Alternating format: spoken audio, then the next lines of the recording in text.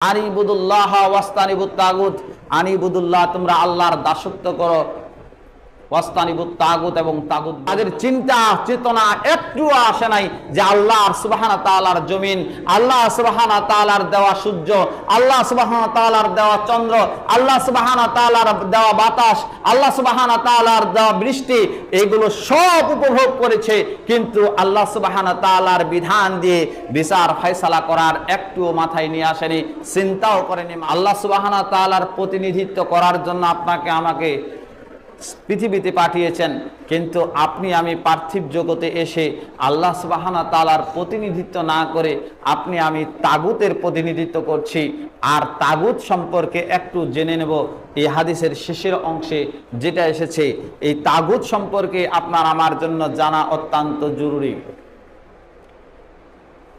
আল্লাহ রাসূল সাল্লাল্লাহু আলাইহি সাল্লাম হাদিসের পরের অংশে বলছিলেন যে তোমরা পৃথিবীতে যার যার ইবাদত করতে তোমরা তাদের সাথে কাতারবন্দি হয়ে যাও।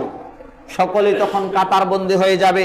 পার্থিব জগতে যারা সূর্য পূজারী ছিল তারা সূর্য পূজারীর কাতারবন্দি হবে, যারা চন্দ্র পূজারী ছিল তারা চন্দ্র পূজারীর কাতারবন্দি হবে, যারা বেনামাজি ছিল তারা বলা লাগবে না, মুহূর্তের মধ্যে তারা বেনামাজির একটা কাতার হয়ে যাবে।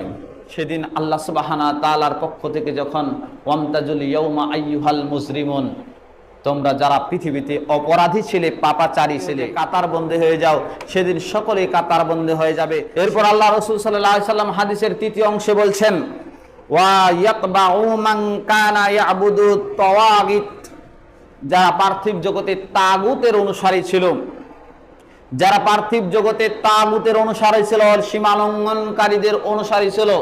তাগুত শব্দটি তুগয়ানুন শব্দ থেকে এসেছে, যার অর্থ হচ্ছে সীমা লঙ্ঘনকারী। সীমা লঙ্ঘনকারী, এই সীমা লঙ্ঘনকারী কারা? আল্লাহ ও রাসূল সাল্লাল্লাহু আলাইহি সাল্লামকে বাদ দিয়ে অন্য কারো নিকট থেকে ফয়সালা গ্রহণ করা বা কারো প্রতি অন্ধ আনুগত্য প্রদর্শন করার নামই হচ্ছে তাগুত।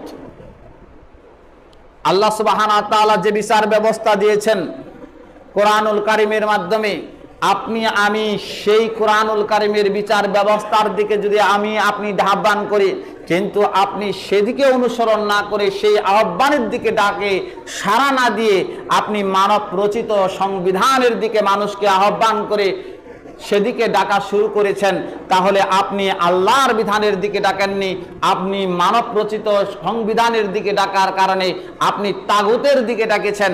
যারা পৃথিবীতে যত মতাদর্শ রয়েছে তারা যদি আল্লাহ সুবহানাহু ওয়া তাআলার বিধানের দিকে না ডাকে, বিচার ফয়সালার বিধানের দিকে না ডাকে, তাহলে তারা কি হয়ে যাবে? তাগুত হয়ে যাবে। তাগুতের একদিন আলোচনা করব ইনশাআল্লাহ, আল্লাহ যদি চান। এই তাগুত সম্পর্কে সর্বপ্রথম আল্লাহ রাব্বুল আলামিন বলছেন আনিবুদুল্লাহ ওয়াস্তানিবুত তাগুত, আনিবুদুল্লাহ ওয়াস্তানিবুত তাগুত, আনিবুদুল্লাহ ওয়াস্তানিবুত তাগুত। আনিবুদুল্লাহ তোমরা আল্লাহর দাসত্ব করো, ওয়াস্তানিবুত তাগুত এবং তাগুত বর্জন করো। তাহলে আল্লাহ সুবহানাহু ওয়া তাআলা বলেছেন তোমরা কি করো? তাগুতকে আগে অস্বীকার করবে, তারপরে ঈমান আনতে বলছেন। আমরা ঈমান এনেছি কিন্তু তাগুত বর্জন করতে পারিনি, যার কারণে আমাদের পরিণতি খুবই ভয়াবহ হবে।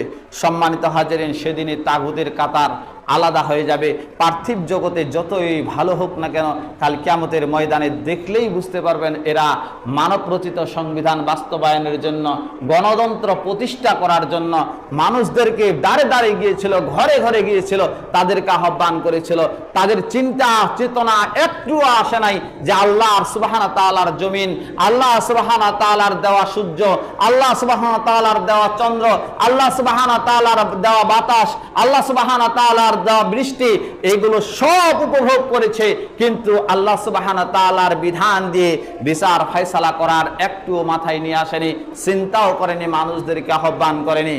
একজন মানুষ যদি একজন মানুষের একটি হাত ভেঙে দেয়, আল্লাহ সুবহানাহু ওয়া তাআলা কিসাসের বিধান দিয়েছে, তোমরা ওই যে অপরাধ করেছে হাত ভেঙে দিয়েছে ওই ব্যক্তিরও অতটুকুই হাত ভেঙে দাও। আল্লাহ সুবহানাহু ওয়া তাআলা স্পষ্টভাবে জানিয়ে দিয়েছেন নামাজ রোজা যেমন ফরজ, একজন মানুষের যদি একটি চোখ নষ্ট করে দেওয়া হয় বিনা অপরাধে, তাহলে অনুরূপ ওই ব্যক্তির একটি চোখ নষ্ট করে দেওয়া। কিন্তু আজকে তো সেটা হয় না।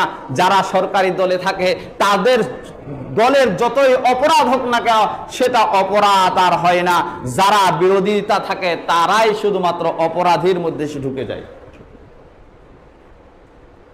এদের নাম কি নেই বিচার, নেই ইনসাফ। সম্মানিত হাজিরিন, কাল কিয়ামতের ময়দানে প্রতিটি বিষয়ে পুঙ্খানুপুঙ্খানুভাবে জুলুম যারা করেছে এই জুলুমকারীদের কাতার আলাদা হবে। যতই হজ করেন আর যাকাত দেন আর যাই কিছু করেন না কেন লাভ হবে না।